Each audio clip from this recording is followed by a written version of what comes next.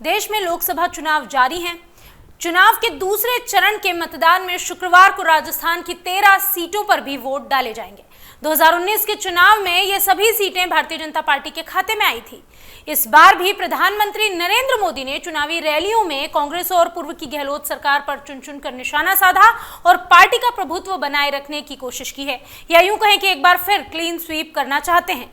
वहीं कांग्रेस की तरफ से भी केंद्र सरकार के साथ प्रदेश सरकार पर निशाना साधा गया। विधानसभा की हार को लोकसभा के चुनाव में जीत में तब्दील करने की कोशिश की जा रही है। इन सबके बीच 13 में से 5 सीटें बाड़मेर, जैसलमेर, जोधपुर, कोटा, जालोर, बांसवाड़ा, डूंगरपुर ऐसी सीटें हैं जिन पर सबकी निगाहें थमी हुई है, जहां से 2 केंद्रीय मंत्री, लोकसभा के स्पीकर और पूर्व कांग्रेसी सीएम के बेटे अपनी किस्मत आजमा रहे हैं, या यूं कहें कि इन सभी की किस्मत जो है वो दांव पर लगी हुई है। केंद्रीय मंत्री गजेंद्र सिंह शेखावत के पास प्रधानमंत्री नरेंद्र मोदी के नाम की सबसे बड़ी ताकत है, राम मंदिर जैसे मुद्दे हैं। प्रदेश में पानी की परियोजनाओं पर कराए काम के दम पर वह जीत को लेकर आश्वस्त हैं। उनके सामने कांग्रेस के करण सिंह उचियार्डा का नया चेहरा है, लेकिन अपने प्रचार में वो चुनाव को जोधपुर के स्थानीय समीकरणों तक लाने में सफल नजर आ रहे हैं। पूर्व मुख्यमंत्री अशोक गहलोत का गृहनगर होने के कारण वह संजीवनी कोऑपरेटिव क्रेडिट सोसाइटी प्रकरण में शेखावत की परेशानी बनते रहे हैं।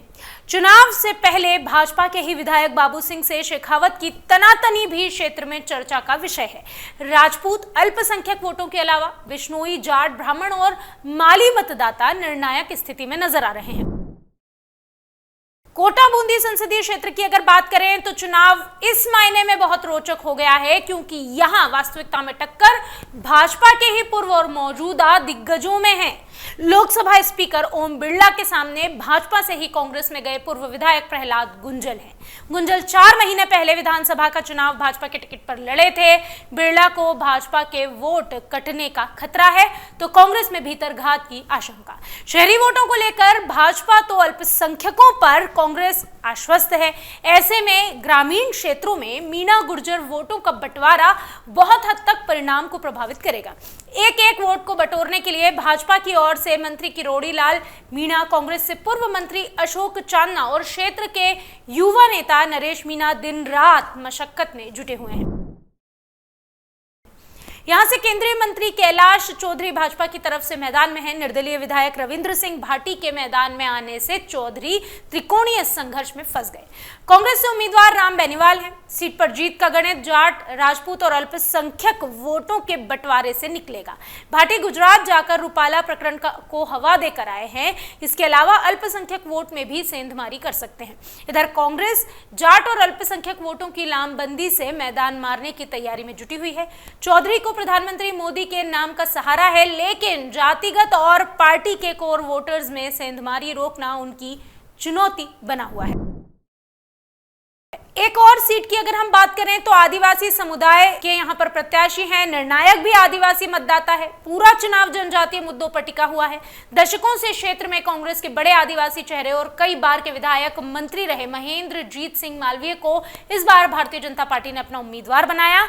उनके सामने भारतीय आदिवासी पार्टी के उम्मीदवार विधायक राजकुमार रौत है। कांग्रेस ने भारतीय आदिवासी पार्टी से गठबंधन किया, लेकिन कांग्रेस के अधिकृत उम्मीदवार ने अंतिम समय में नामांकन वापस नहीं लिया। ऐसे में यहां भी मुकाबला त्रिकोणीय है कहने को, लेकिन कांग्रेस का जो समर्थन है वो रोज को ही है। प्रधानमंत्री नरेंद्र मोदी ने हाल ही में इस सीट पर सभा के दौरान मंगलसूत्र वाला बयान दे दिया था।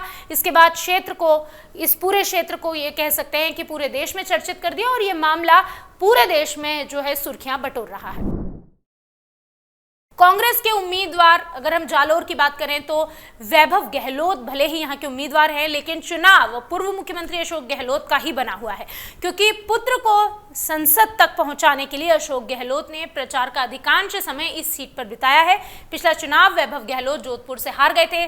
पटेल समुदाय के वोट बहुतायत में होने के कारण सीट पर गुजराती संस्कृति का असर भी है। ऐसे में अशोक गहलोत गुजरात तक का दौरा कर आए हैं। भाजपा के पूर्व सांसद देवजी पटेल विधानसभा चुनाव हार गए थे, इसलिए भाजपा की ओर से उनके स्थान पर लुम्बाराम नए चेहरे के तौर पर नजर आ रहे हैं। अब देखना यह होगा कि इन 5 सीटों के समीकरण कैसे बनते हैं और कौन यहां पर जीतता है और कौन हारता है। अगर आप ये वीडियो YouTube पर देख रहे हैं तो हमारे चैनल को सब्सक्राइब करें और बेल आइकन को दबाना ना भूलें। अगर आप Facebook पर ये वीडियो देख रहे हैं तो हमारे पेज को लाइक करें।